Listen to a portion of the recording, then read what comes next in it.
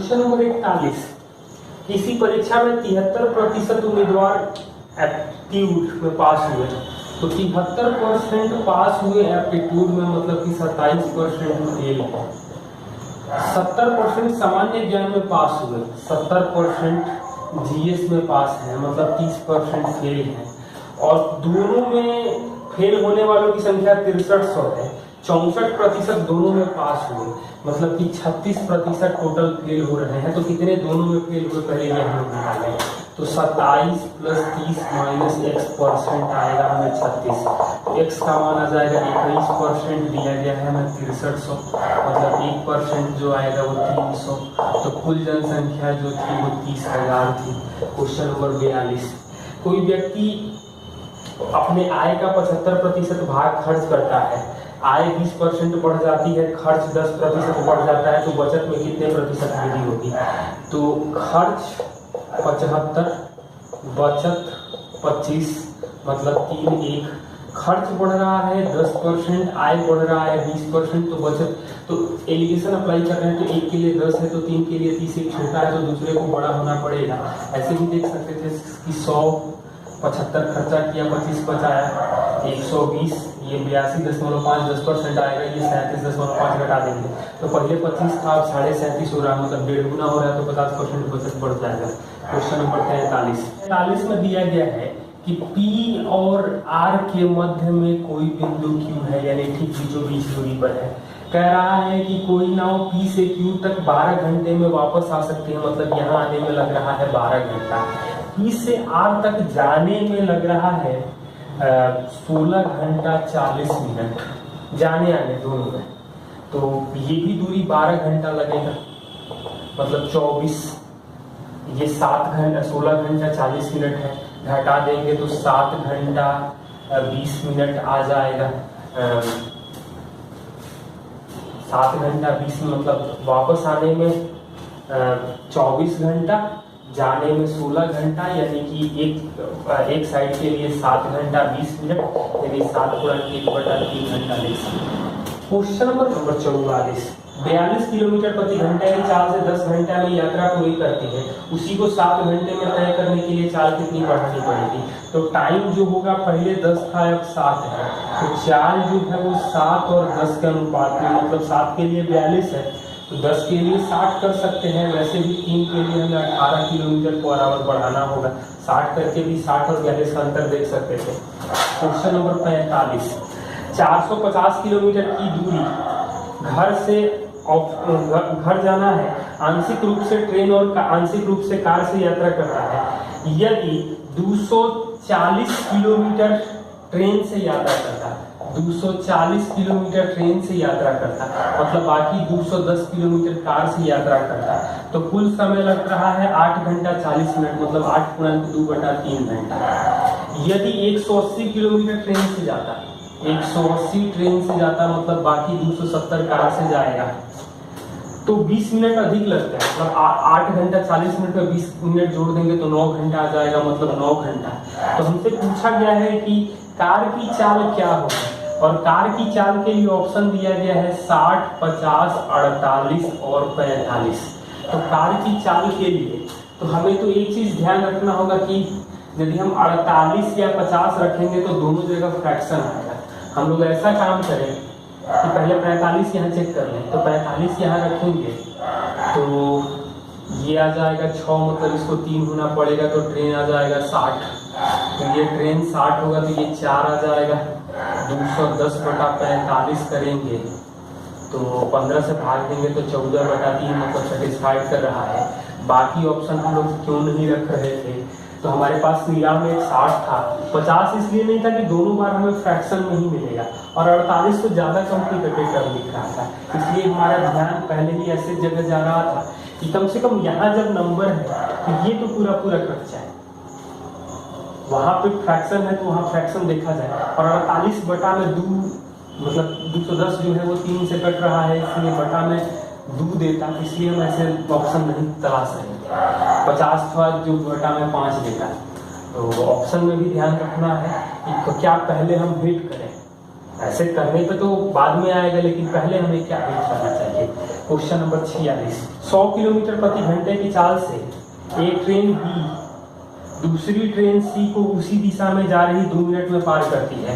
मतलब 100 माइनस भी 5/18, 2 मिनट का मतलब 120 सेकेंड। दोनों ट्रेनों की लंबाई जो है वो 150 और 250 मीटर है, तो सी की चाल क्या होगी? तो 150 और 250 को जोड़ देंगे तो ये तो आ जाएगा हमें 400, ये 5 से कटेगा 80, 40 से कटेगा 2, ये 3, ये कटेगा 6, मतलब 100 माइनस भी आ रहा है 12, मतलब भी आ जाएगा 88 kilometre per hour. Question number 47, 30,000 रुपये 7% की दर से कितने सालों में 4347 रुपये चक्रवृद्धि ब्याज देगा? तो 4347 30,000 गुणे 100% करेंगे तो ये आ जाएगा हमें 1449/100 यानी 14.49%। तो 7% कितने साल में 14.49% होता है? तो 2 साल में, 2 साल आंसर आ जाएगा। ए ने x% दर से p रुपया और b ने y% दर से q रुपया, तो q ज्यादा है p से। साधारण ब्याज पर उधार लिए कितने सालों के बाद ऋण की राशि बराबर हो जाएगी?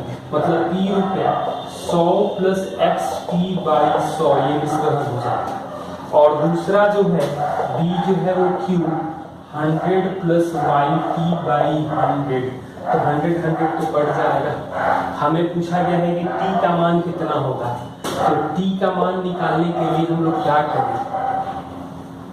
तो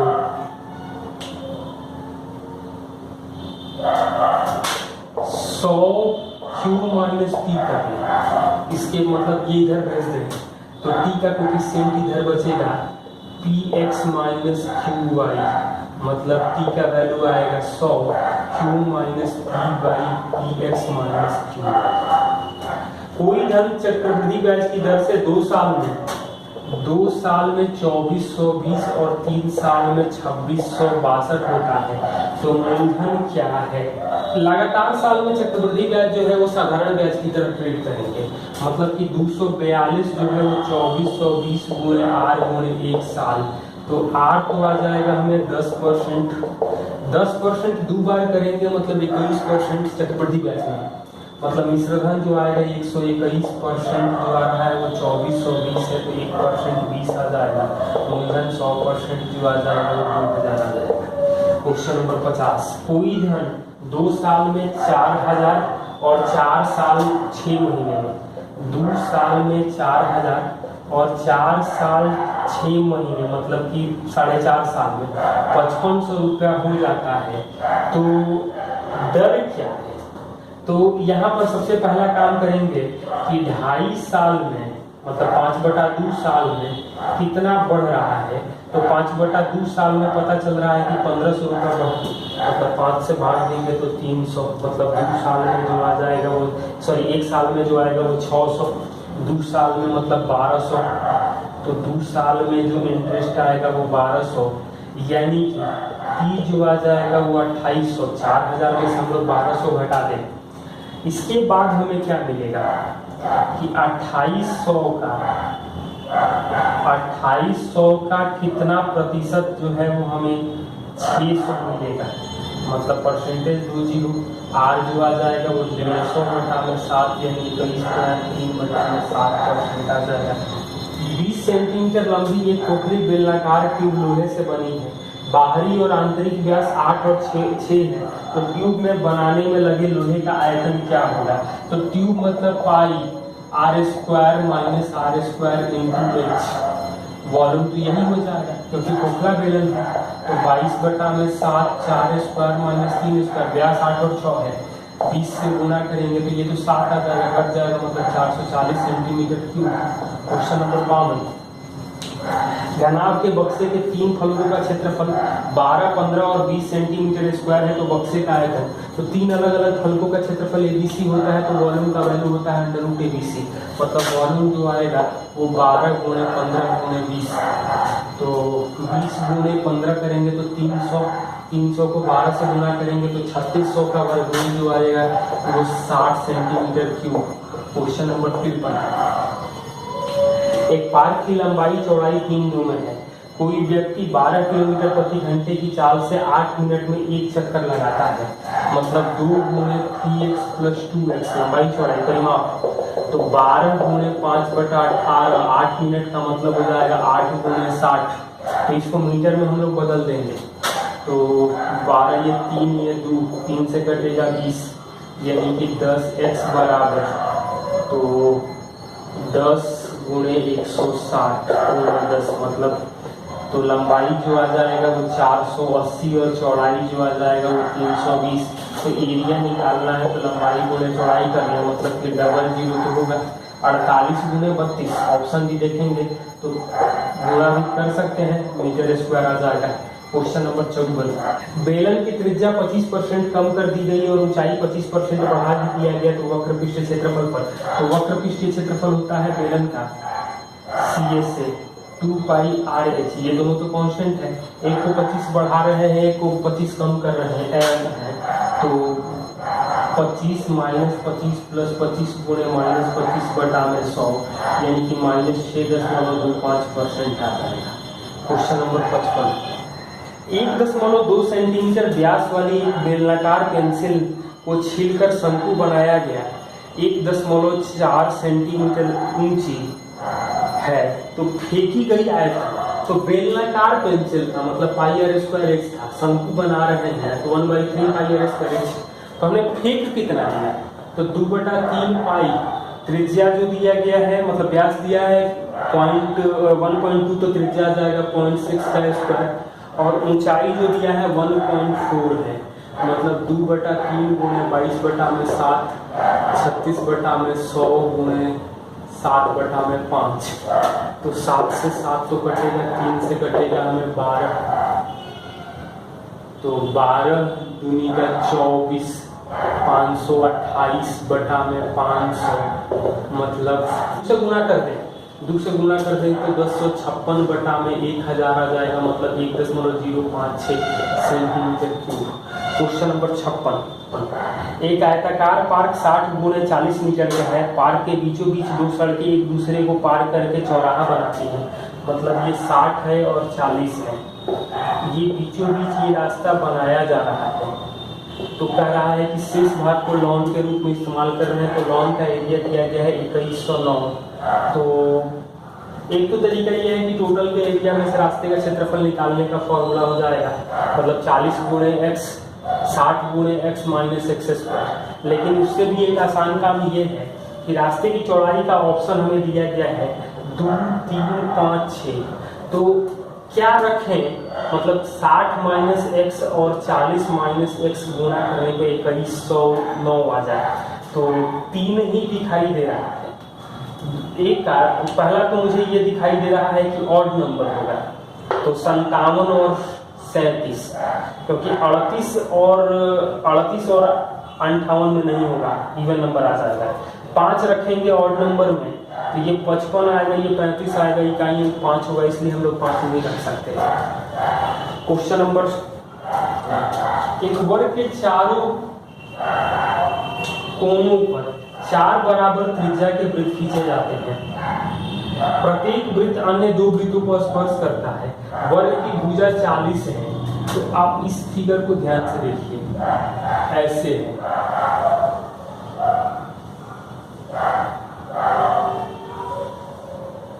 तो इन चारों वृत्तों के परिधि द्वारा परिबद्ध भाग का क्षेत्रफल क्या होगा। तो ऐसा ही कुछ फिगर होगा, चारों वृत्त बराबर है, ध्यान रखिएगा। वर्ग की भुजा जो दिया गया है वो 140 है, तो परिधियों के बीच परिबद्ध स्थान का क्षेत्रफल क्या होगा, मतलब ये 140 है तो 70 कर सकते हैं सारी त्रिज्याएं। तो पहला तो तरीका ये है कि 140 स्क्वायर माइनस 90 90 90 90 मतलब 360, तो एक पूरा वृत्त बनेगा, तो पाई 70 का स्क्वायर घटा देंगे तो भी हमारा आंसर जो आ जाएगा, आप लोग देख लेना 4200 आ जाएगा। मतलब ये क्यों आ रहा है मैं बता दे रहा हूँ, ये 196 2 जीरो आएगा और 154 2 जीरो आएगा, क्योंकि 7 होता था। तो एक तो तरीका ये है, या डायरेक्ट लिखना है तो 6/7 आर स्क्वायर, मतलब 6/7 गुणे 70 का स्क्वायर, तो 70 स्क्वायर मतलब 4970 से भाग देंगे तो 700 आएगा, गुणा करेंगे तो ये आ जाएगा 4200 सेंटीमीटर स्क्वायर। तो कंक्रीट के बेलनाकार स्तंभ की आधार तल की परिधि तो बेलन की परिधि दिया गया है 2 पाई r 8.8, तो r का वैल्यू जो आएगा 1.4 मीटर आ जाएगा, क्योंकि 44 के लिए हम लोग देखते थे 7। CSA दिया गया है, मतलब 2 पाई RH दिया गया है 17.6, मतलब ये तो हमें दिया गया है 8.8, मतलब h का वैल्यू आ जाएगा 2 मीटर। पूछ रहा है कंक्रीट बनाने में कितना मतलब बेलन को बनाने में कंक्रीट कितना लगेगा, तो वॉल्यूम जो आएगा वो पाई 1.4 का स्क्वायर इंटू ऊंचाई 2, तो ये 7 के लिए तो 154 होता था, 14 के लिए हो जाएगा 616, मतलब 6.16 गुणे 2 यानी कि 12.32 मीटर क्यूब आएगा। अर्धगोले कटोरे की त्रिज्या 9 है, तरल पदार्थ से भरा हुआ है। 3 सेंटीमीटर व्यास और 4 सेंटीमीटर ऊंचाई के बेलनाकार बोतल में तरल भरा जाता है, तो बोतलों की संख्या मतलब 2/3 पाई 9 का क्यूब बराबर n गुणे पाई 3/2 का स्क्वायर ऊंचाई 4 दिया गया है, मतलब पाई से पाई तो कट जाएगा, ये कटेगा 4 4 9 है, तो 1 9 तो कट जाएगा, मतलब 2/3 गुणे 81 बराबर n आ जाएगा, ये 27 n का मान आ जाएगा 54। क्वेश्चन नंबर 60, आयताकार टंकी 80 मीटर गुणे 40 मीटर, मतलब 80 मीटर लंबी 40 मीटर चौड़ी है, तो 80 मीटर लंबी 40 मीटर चौड़ी, इसमें 40 सेंटीमीटर स्क्वायर, मतलब 40 सेंटीमीटर स्क्वायर का मतलब होगा 40 मीटर स्क्वायर में बदल रहे हैं। 10 किलोमीटर पर आवर से पानी आधे घंटे तक, मतलब 5 किलोमीटर पानी बहेगा, तो 5 किलोमीटर का मतलब होगा 5000 मीटर, तो जल स्तर कितना ऊपर उठेगा आधे घंटे में, तो ये तो कटेगा यहाँ से 2 बार में, ये कटेगा 20 कटेगा यहाँ से 2 बार में, मतलब h जो आ जाएगा 1/160 मीटर आएगा, मतलब 100/160 सेंटीमीटर, तो 5/8 सेंटीमीटर आ जाएगा।